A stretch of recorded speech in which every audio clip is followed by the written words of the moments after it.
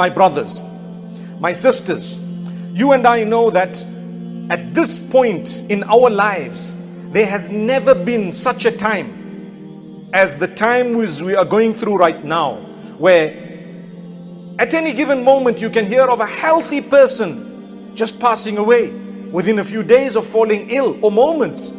And this is a prophecy of Muhammad sallallahu alaihi wasallam. There will be something known as Al-MOUT Al-FUJAI, death that is going to come towards the end of times, where it will be so sudden.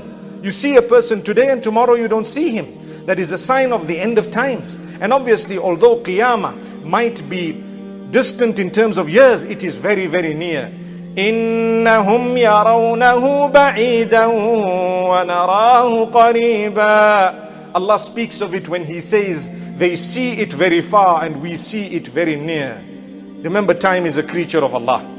So for Allah subhanahu wa ta'ala, you must understand that this time is nothing.